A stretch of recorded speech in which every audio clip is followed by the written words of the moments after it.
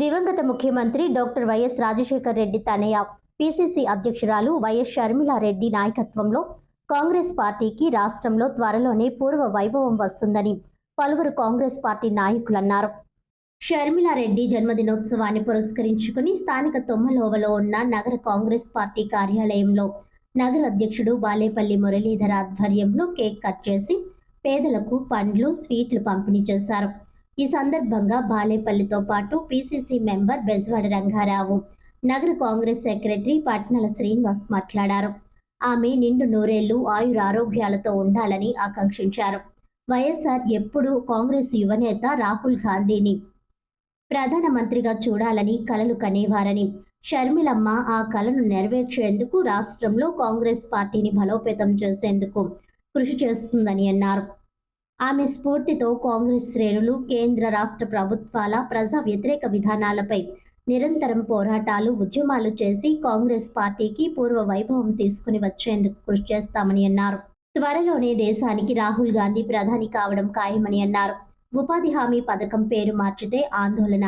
మహాత్మా గాంధీ గ్రామీణ ఉపాధి హామీ పథకంలో మహాత్మా గాంధీ పేరును తొలగించడానికి బీజేపీ ప్రభుత్వం ప్రయత్నం చేయడాన్ని నిరసిస్తూ స్థానిక గోకవరం బస్టాండ్ వద్ద గల గాంధీ విగ్రహం వద్ద రాజమండ్రి నగర కాంగ్రెస్ ఆధ్వర్యంలో నిరసన చేపట్టారు.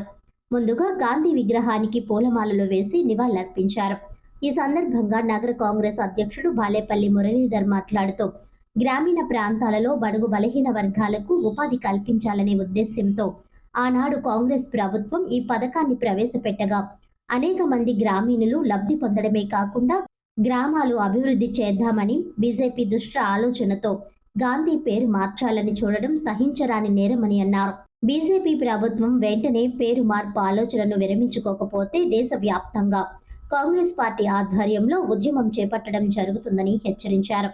ఈ కార్యక్రమంలో కాంగ్రెస్ సీనియర్ నాయకులు బత్తిన చంద్రరావు, కిషోర్ కుమార్ జైన్, డాక్టర్ రాజశేఖర్, ఇజ్జరౌతు సత్యనారాయణ, బర్రె సుబ్రహ్మణ్యం, తాడి సూరిబాబు, కాటం రవి తదితరులు పాల్గొన్నారు. ఈ గ్రామీణ ఉపాధి హామీ పథకం మహాత్మా గాంధీ గారి పేరు పైన కాంగ్రెస్ గవర్నమెంట్ ప్రారంభించడం జరిగింది. ఈ పథకము ఎంతో అత్యుత్తమైనదిగా భావించి అన్ని రాష్ట్రాల్లోనూ, అంటే మేము కేంద్రంలో అధికారం ఉన్నప్పుడు దేశవ్యాప్తంగా ప్రారంభించిన ఇది తర్వాత స్థానికంగా ఉన్నటువంటి రాష్ట్రాల్లో కూడా ఇది మంచి పథకంగా భావించి దీన్ని కంటిన్యూ చేస్తున్నారు.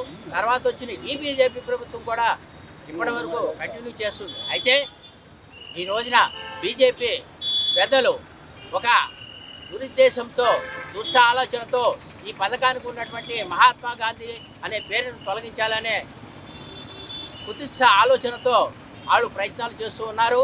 అయితే ఈ దేశం కోసం,